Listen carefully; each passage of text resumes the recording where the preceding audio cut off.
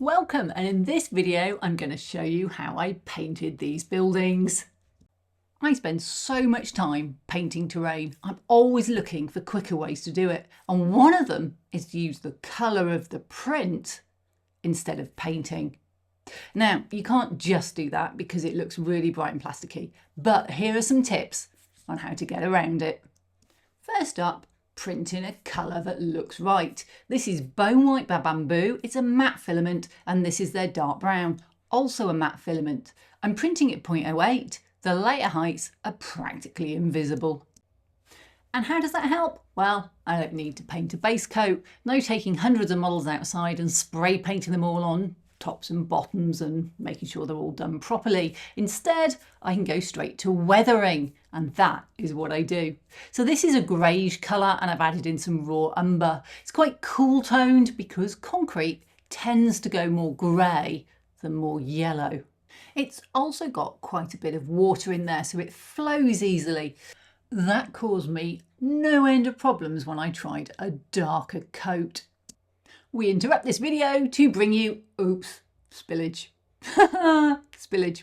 Not to worry, I've done this on a messy mat. Now, I really recommend this. My mum gave it me. It's just a plastic mat, thin plastic. When you're painting, it stops all those much more expensive cutting mats from getting dirty. And it means when you spill it, you can just pour it back in. Now, a huge tip. This is a Shatterpoint extender. The rest of this is from my upcoming Kickstarter, the training grounds, and those are on a 3-inch cube system because that's really common. But Shatterpoint's just a little bit taller, and it doesn't harm to have something a little bit taller on there every now and then to break up the heights.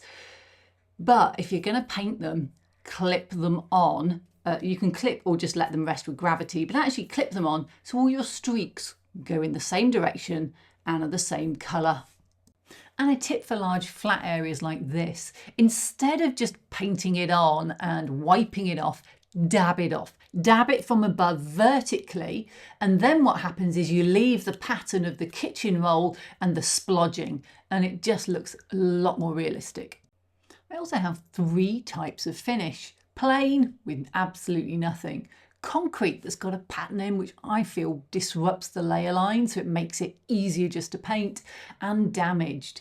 Now you can see with this, the damage, the lines, they're not really showing up a lot, are they? Time to talk about how thin you make your wash. Now you're told repeatedly, thin your paints, thin your paints, thin your paints. If you over thin a wash, it goes manky. This is a prime example. It looks fine going on, maybe a little bit dark, but it looks great. It's when it dries it shows up. It's dried really blotchy. You can see it. It's not dried in the gaps, it's wicked out, presumably because the darker colour didn't dry as much, and it just looks awful. So what do? If I go over it with another coat, is it just going to get worse? Yep, it's just going to make it worse. So there's 2 things I can do to improve this wash. One, just make it thicker. I've started with a new set of paint here, buff titanium. I'm adding in the wash to darken it down, and I'm not going to make it as thin. One of the problems is, as it dried, it was too thin, so it kept wicking down the layer lines and ending up with these ring marks. It just didn't look what I wanted. The thicker the paint, the more likely it is, because they're quite heavy pigments in there, the more likely they are to stay where I left them when I painted them. The other thing to do is to get closer in colour. It was just too dark. Dark washes, counterintuitively, actually look worse than light washes sometimes. So I'm going with a colour that's much closer to the original concrete. And then when it dries, it's got more of the grey light pigments in, and they are heavier, and they'll actually sit there and sit properly where you want them to be. And that's it. Mistakes, warts and all, spillages and everything. That is how I painted my concrete. I didn't even need to do that first coat. I literally could just paint it on, scrub it off, and then get this effect. And because it was slightly thicker, it even covered up the black mistake side. Well, I mean, there's a back to every building. Those bits are going on the back. And for a bit of variety, I kept that lighter colour on the ground pieces and on the concrete buildings. But buildings need doors, windows, roofs, roof toppers, parapets, sandbags, barriers, you name it. It needs quite a lot of flavour. And for the buildings, I've got 5 packs of flavour. Each of them creates a different style. There's modern, mech, cyberpunk, galaxy, from a galaxy far, far away, and junk.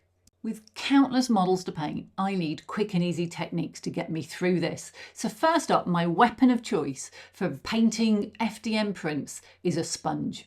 A sponge puts on tiny blobs of paint and it disrupts the layer lines in your eye. It's so much better than dry brushing, and it catches the raised surfaces in the same way that dry brushing does.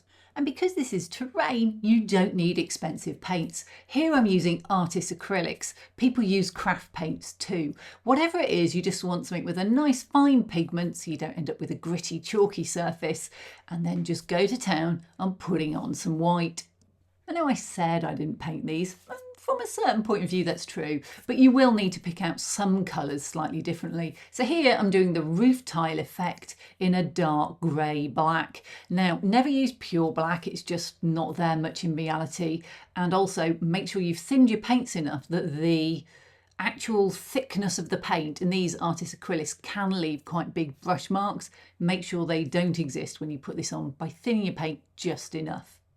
I started to pick out some of the details on the sandbags. Do you know, I'm not sure about this blue, even though I've painted it, and even when I've done all the rest to it, I'm still not sure about it. Let me know what you think. You'll see me mixing a lot of washes in this, and actually this one part just gets different colours thrown in as I go through all of the different packs.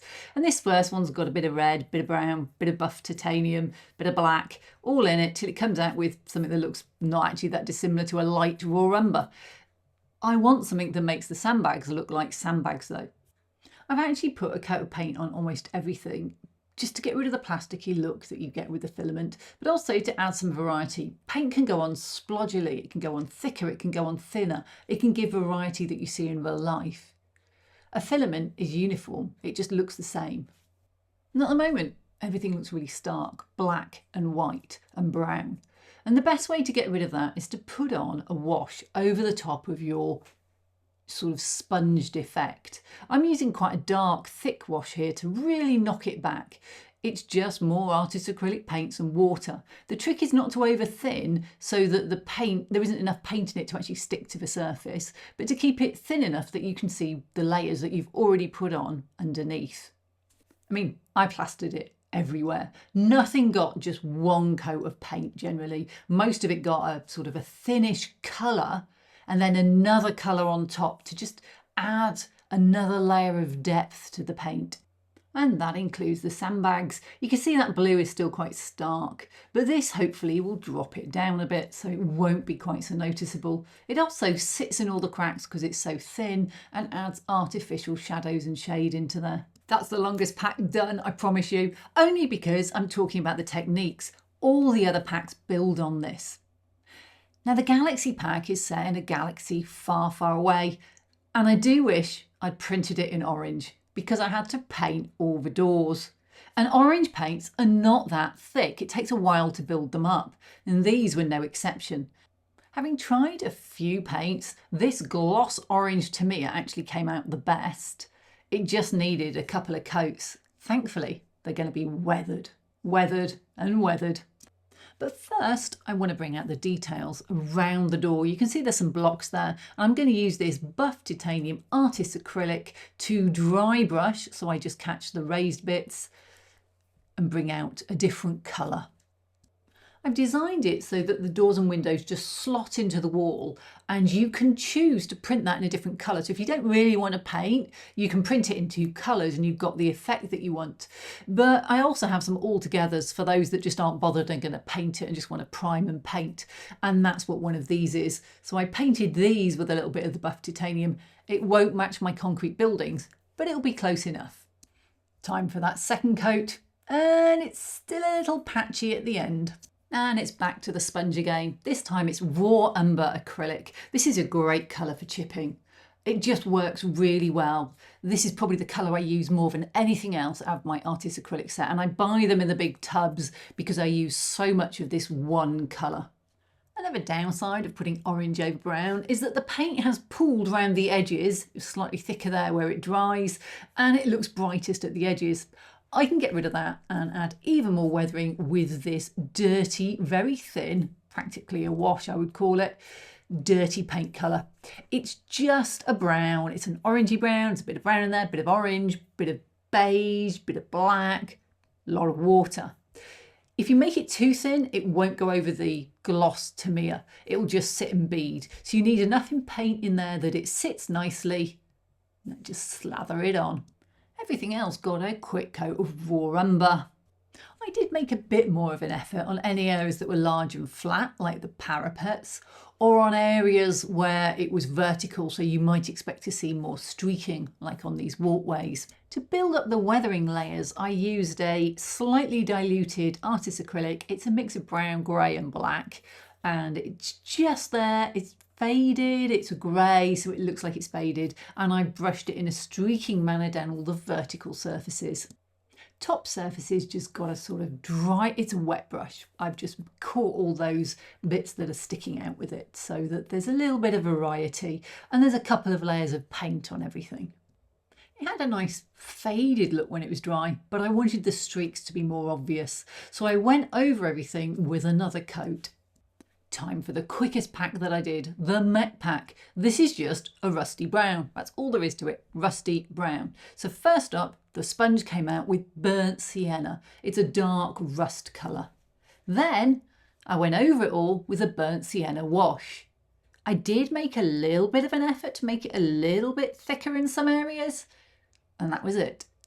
By this point, I was thoroughly fed up of brown, so I decided to go with a different set of colours for the cyber pack. Now, I should have used an artist acrylic type silver, but I didn't have one, so I used my Tamiya silver instead. And in true fashion, I plastered it everywhere. I put it over these sections, which have got the cyberpunk pattern on them, but I also put it all over the sides, all over the doors, everywhere. The cyber pattern, though, just didn't seem light enough. I could have put a white over it, but I was committed to the silver by this point, so I just put a second coat on. And to get a cyberpunk effect, I went with clear blue. These are Tamiya. Their clears are just beautiful paints. Clear blue and clear red. And the one thing I love about test prints is you spot problems like this. Whoops, the door frame's missing on that side. Not anymore, it isn't. A bit of steady freehanding later, and I've even got glowing pipes on the side. Last pack, the Junk Scrappers pack. This is more brown and rust, so I'm not going to spend a lot of time on it, you'll be glad to hear. It starts with a thin rust wash. Some panels get a mix of burnt sienna and raw umber, very thin, just kind of mixed in together quite patchily. Before adding some silver onto the corrugated sections, yep, I had to go out and buy some silver acrylic paint before slathering it in a raw umber brown wash. This really is there to tone down the silver and to fill in any of the lower gaps. So it's quite thin, so it will sink down and sit. By this time I was riding high and I only had the terrain tiles to go, mud and tarmac. How hard can that be? Well, actually, this is where I made the mistake of the whole thing.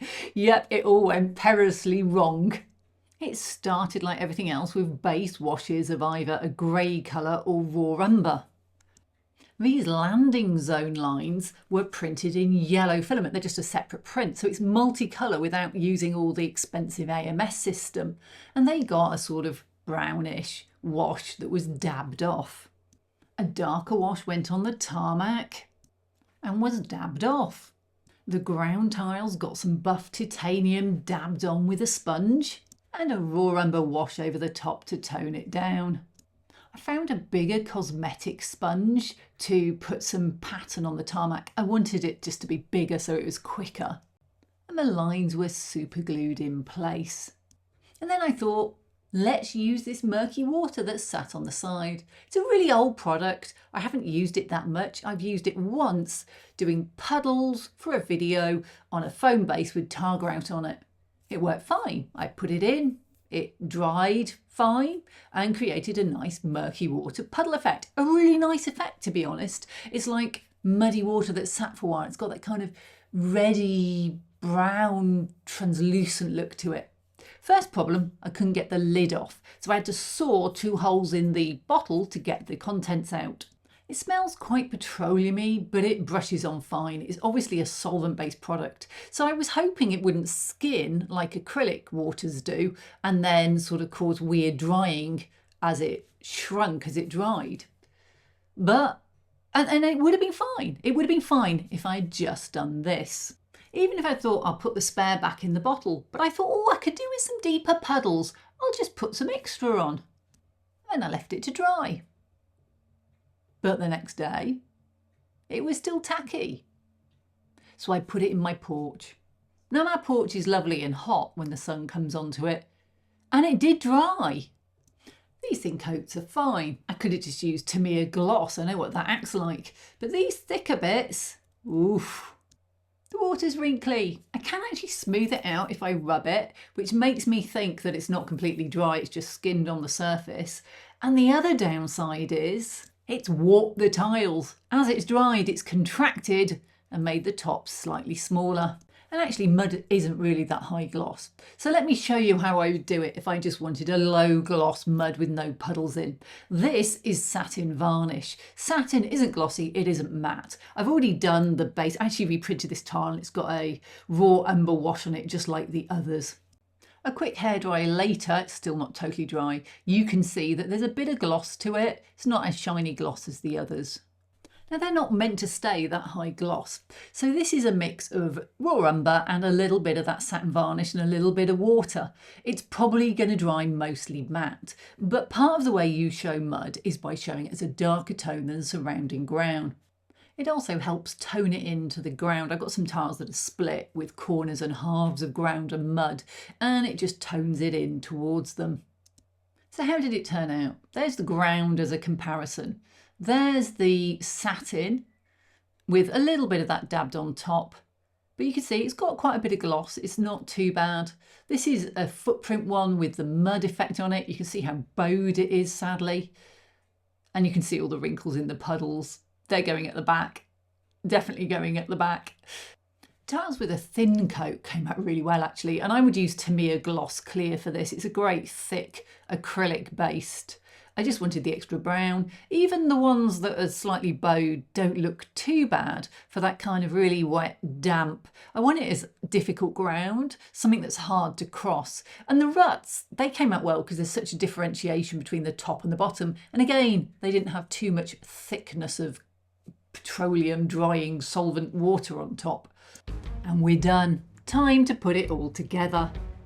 These are all from my upcoming Kickstarter, The Training Grounds. I'll put a link in the description and you can go and sign up now to the pre-launch page. It's got the 5 packs and everybody gets the base pack with the terrain tiles and the buildings. And you can pick which of the packs you want, or you can have all of them and there'll be various options. For a permanent setup, perhaps Legion where they have individual buildings, you can clip everything and it will stay together. For a more modular setup, which you take apart and put back together again, you can just use gravity. Occasionally there's 1 or 2 things you may need to glue just to keep things a little bit more robust, like some of the multicolour options where I've split them out so you can print in 2 different colours. I'm really excited these will be coming out soon, so go over, check it out on Kickstarter and don't forget to sign up to the pre-launch page now. Oh, and one last thing, I have been at 95,000 subscribers for a year now, and I really want to get to my 100,000 plaque. So if you haven't subscribed, go and hit the button now. See you next time.